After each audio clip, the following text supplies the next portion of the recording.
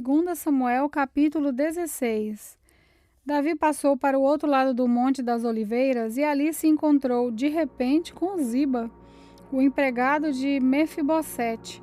Ele trazia 2 jumentos carregados com 200 pães, 100 cachos de passas, 100 cachos de frutas frescas e um odre cheio de vinho. Então o rei Davi lhe perguntou: "O que você vai fazer com tudo isso?"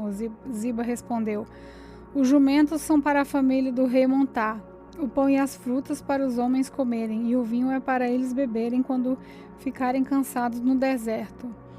"Onde está Mefibosete, o neto do seu patrão Saul?" perguntou o rei. Ziba respondeu: "Ele ficou em Jerusalém porque está convencido de que agora os israelitas vão devolver a ele o reino do seu avô Saul." O rei disse a Ziba: "Tudo que era de Mefibosete é seu." Ziba respondeu: "Eu me curvo diante do meu rei, e que eu sempre possa agradá-lo." Quando o rei Davi chegou à cidade de Baurim, Simei, filho de Gera, um dos parentes de Saul, foi encontrar-se com ele e começou a amaldiçoá-lo. Simei começou também a jogar pedras em Davi e nos seus oficiais. Apesar de o rei estar rodeado pelos seus homens e pelos guardas pessoais, ele amaldiçoou Davi e disse: "Fora daqui, assassino, criminoso! Você tomou o reino de Saul. O Senhor Deus está castigando por você ter matado tantas pessoas da família de Saul. Agora Deus entregou o seu reino a seu filho Absalão, e você está arruinado, seu assassino." Então Abissai, cuja mãe era Zeruia, disse ao rei: "Por que o Senhor permite que esse cachorro morto o amaldiçoe? Deixe que eu vá lá cortar a cabeça dele." "Vocês, filhos de Zeruia, não tem nada a ver com isso", respondeu o rei e Abissai e ao seu irmão Joabe: "Se for o Senhor Deus quem mandou que esse homem me amaldiçoasse, quem tem o direito de perguntar por que é que ele está fazendo isso?" E Davi disse a Abissai e a todos os seus oficiais: "Se o meu próprio filho está tentando me matar, por que eu ficaria admirado se esse membro da tribo de Benjamim quisesse fazer o mesmo? Deixem esse homem em paz, deixem que ele amaldiçoe, porque foi o Senhor quem mandou fazer isso. Pode ser que o Senhor olhe para minha aflição e me dê alguma bênção em lugar dessas maldições." Então Davi e os seus homens continuaram o seu caminho. Simei também ia ao lado, caminhando pelo monte, amaldiçoando e jogando pedras e terra em Davi. O rei e todos os seus homens chegaram muito cansados ao rio Jordão e descansaram ali. Absalão e todos os israelitas entraram em Jerusalém e Aitofel estava com ele. Quando Uzai, o conselheiro particular de Davi, encontrou Absalão, gritou: "Viva o rei, viva o rei!" E Absalão perguntou: "Onde está a sua fidelidade ao seu amigo? Por que você não foi com ele?" Uzai respondeu: "Como é que eu poderia fazer isso? Eu sou a favor daquele que foi escolhido por Deus, o Senhor. Por esse povo e por todos os israelitas, eu ficarei com o Senhor. Afinal de contas, a quem eu deveria servir a não ser o filho do meu chefe? Assim como serviu seu pai, eu agora o servirei." Aí Absalão disse a Aitofel: "Eu quero o seu conselho, o que devemos fazer?" Aitofel respondeu: "Tenha relações com as concubinas do seu pai, aquelas que ele deixou cuidando do palácio. Assim todos em Israel ficarão sabendo que você se tornou inimigo do seu pai, e os seus seguidores ficarão bem animados." Então armaram uma barraca para Absalão no terraço do palácio, e ali, na frente de todos, ele teve relações com as concubinas do seu pai. Naquela época, os conselhos que Aitofel dava eram seguidos como se fossem a própria palavra de Deus. Tanto Davi como Absalão o seguiam. 2 Samuel, capítulo 17. Depois, Aitofel disse a Absalão: "Deixe-me escolher 12.000 homens, e eu sairei essa noite para perseguir Davi. Eu o atacarei enquanto ele está cansado e desanimado. Ele ficará com medo, e todos os seus homens fugirão. Então matarei somente o rei e trarei de volta todos os homens dele para o Senhor, como uma esposa que volta ao seu marido. Já que o Senhor quer matar somente um homem, o resto do povo será deixado em paz. Absalão achou que esse conselho era bom, e todos os líderes israelitas também acharam. Aí Absalão disse: chamem agora Husai e vamos ouvir o que ele tem a dizer. Quando Husai chegou, Absalão disse: o conselho que Aitofel nos deu é este: devemos segui-lo? Se não, diga você o que devemos fazer. Husai respondeu: dessa vez o conselho de Aitofel não é bom. O Senhor sabe que o seu pai Davi e os seus homens são lutadores valentes e que eles estão furiosos como uma ursa na floresta, de quem roubaram os filhotes. O seu pai é um soldado experiente e durante a noite ele não fica com seus soldados. Agora mesmo ele deve estar escondido numa caverna ou em algum outro lugar. Logo que Davi atacar os seus soldados, todos os que ouvirem falar a respeito disso dirão que os soldados de Absalão foram derrotados. Então até os soldados mais corajosos, mesmo aqueles que são ferozes como leões, ficarão com medo, pois todos em Israel sabem que o seu pai é um grande soldado e que os homens que estão com ele são lutadores valentes. O meu conselho é que o Senhor reúna de uma ponta a outra do país todos os israelitas, tantos quantos são os grãos de areia da praia do mar, e que o Senhor mesmo os guie na batalha. Onde quer que Davi estiver, nós o encontraremos, antes mesmo que ele saiba o que está acontecendo. Assim nem ele nem nenhum dos seus homens escaparão. Se ele fugir para dentro de alguma cidade construída no morro, todo o nosso povo trará cordas e arrasará a cidade e não deixará nenhuma pedra lá em cima. Aí Absalão e todos os israelitas disseram: o conselho de Husai é melhor do que o de Aitofel. O Senhor Deus havia resolvido que os bons conselhos de Aitofel não seriam seguidos, mas que assim o castigo do Senhor caísse sobre Absalão.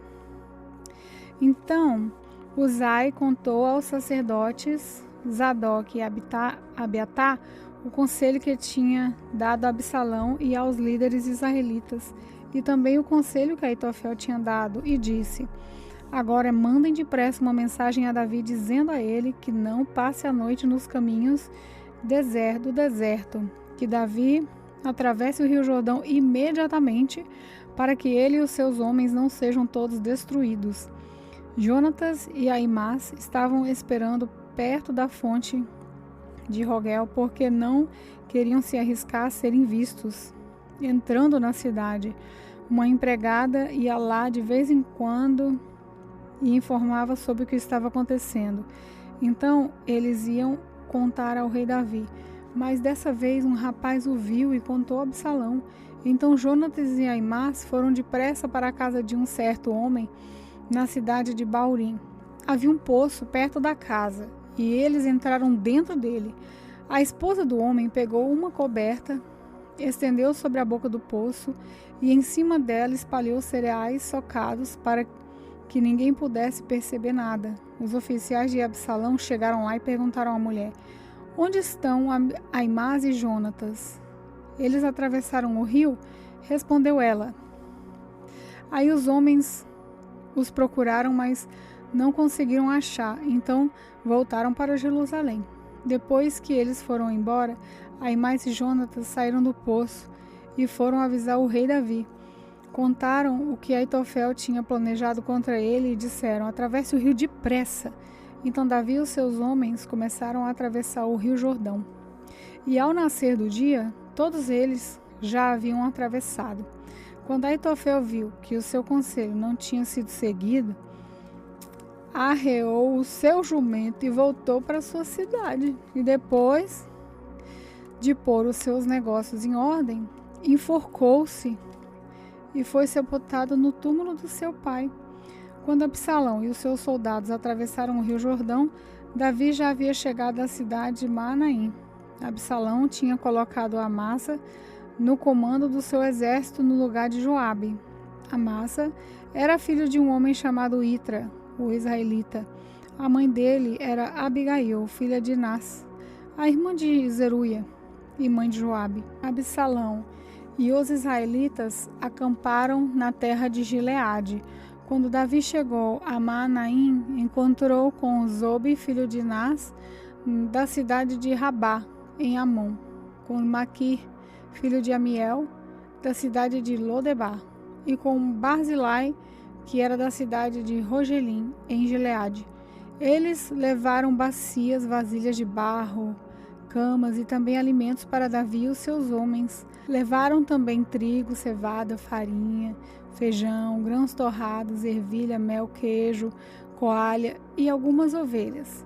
Eles sabiam que no deserto Davi e os seus homens ficariam com fome, com sede e cansados. Segundo Samuel, capítulo 18. O rei Davi juntou todos os seus soldados, dividiu-os em grupos de 1000 e em grupos de 100, e colocou oficiais para comandá-los. Então mandou que saíssem em 3 grupos, um comandado por Joabe, outro por Abissai, irmão de Joabe, a mãe deles era Zeruia, e outro por Itai, da cidade de Gate. O rei disse aos seus homens: eu também irei com vocês. Eles responderam: o senhor não deve ir.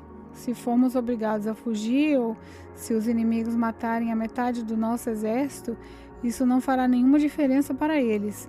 Mas o senhor vale por 10.000 de nós. Será melhor que o senhor fique aqui na cidade e nos mande socorro. Eu farei o que vocês acharem melhor, respondeu o rei. Então ficou ao lado do portão enquanto os seus soldados saíam marchando em grupos de 1000 e de 100. Ele deu a seguinte ordem a Joabe, Abissai e Itai: se vocês gostam de mim, tratem o jovem Absalão com delicadeza. E toda a tropa ouviu Davi dar essa ordem a todos os oficiais. O exército de Davi avançou contra os israelitas no campo e lutou contra eles na floresta de Efraim. E os soldados de Davi derrotaram os israelitas. Foi uma derrota terrível. 20.000 homens foram mortos naquele dia. A luta se espalhou por toda aquela região e morreram mais homens na floresta do que no campo de batalha. De repente, Absalão se encontrou com alguns dos soldados de Davi. Absalão ia montado numa mula, e ao passar por debaixo de um grande carvalho, a sua cabeça ficou presa nos galhos. A mula continuou a correr, e Absalão ficou pendurado. Um dos homens de Davi viu Absalão e disse a Joabe: eu vi Absalão pendurado num carvalho. Joabe disse: você viu? Então por que não matou ali mesmo? Eu teria dado a você 10 barras de prata e um cinto. Mas o homem respondeu: mesmo que o senhor me desse 1000 barras de prata, eu não levantaria um dedo contra o filho do rei. Nós todos ouvimos o rei ordenar ao senhor e Abissai e a Itai: se vocês gostam de mim, tratem o jovem Absalão com delicadeza. Se eu tivesse desobedecido e matado Absalão, o rei saberia disso. Ele sabe de tudo e o senhor não me defenderia. Não vou perder mais tempo com você, disse Joabe. Então Joabe pegou 3 lanças e as enterrou no peito de Absalão, enquanto ele ainda estava vivo, pendurado no carvalho. E 10 soldados de Joabe cercaram Absalão e acabaram de matá-lo. Aí Joabe tocou a corneta a fim de parar a luta. As suas tropas pararam de perseguir os israelitas e voltaram. Eles pegaram o corpo de Absalão e o jogaram numa cova funda na floresta e o cobriram com uma enorme pilha de pedras. Então, todos os israelitas fugiram, cada um para a sua casa. Quando ainda vivia, Absalão construiu um monumento para si mesmo no Vale dos Reis, porque ele não tinha nenhum filho para manter vivo o seu nome. E deu seu próprio nome ao monumento, que até hoje é conhecido como o Monumento de Absalão. Então, Aimás, filho de Zadok, disse a Joabe: deixe que eu vá correndo dar ao rei a notícia de que o Senhor Deus fez justiça, livrando-o dos seus inimigos. Não, respondeu Joabe. Hoje você não vai levar nenhuma boa notícia. Outro dia você poderá fazer isso, mas hoje não, porque o filho do rei morreu. Então disse ao seu escravo etíope: Vá você e diga ao rei o que viu.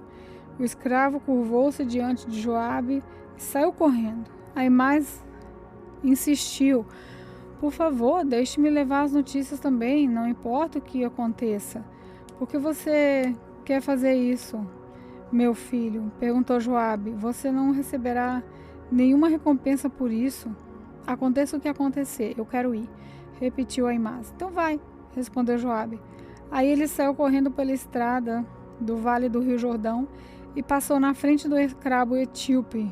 Davi estava sentado entre o portão que dá para fora da cidade e o que dá para dentro. O vigia subiu para o alto da muralha e ficou no terraço do portão. Ele olhou para fora e viu um homem correndo sozinho. Então avisou o rei e o rei disse: Se ele está sozinho, vem trazendo boas notícias. E o corredor veio chegando.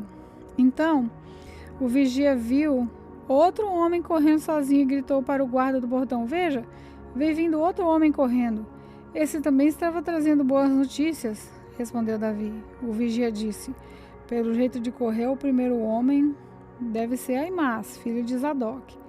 Ele é um bom rapaz, disse o rei, e deve estar trazendo boas notícias.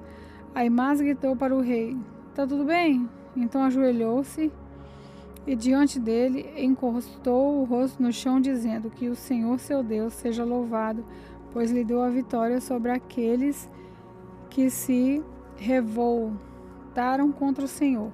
O jovem Absalão está bem? Perguntou o rei. Aimás respondeu: No momento em que o seu oficial Joabe me mandou vir, eu vi uma grande agitação, porém não sei dizer o que era. Fique de lado e espere, disse o rei. Ele ficou de lado e esperou. Então o mensageiro etíope chegou e disse ao rei: Ó rei, eu tenho boas notícias para o Senhor. Hoje o Senhor Deus lhe deu a vitória sobre todos os que revoltaram contra o Senhor. E o jovem Absalão, está bem? Perguntou o rei. O mensageiro respondeu: Eu gostaria que o que aconteceu com ele acontecesse com todos os inimigos do Senhor e com todos os que se revoltam contra o Senhor.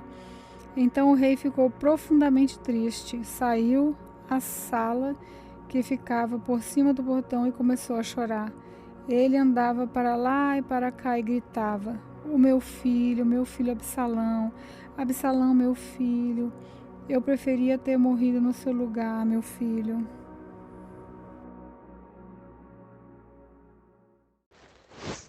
Paz do Senhor, aqui é a Emily. Vamos fazer uma pequena oração.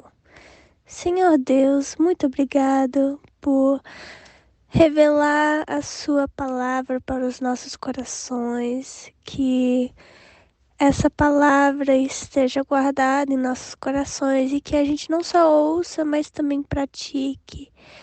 E obrigado por a tua graça de hoje.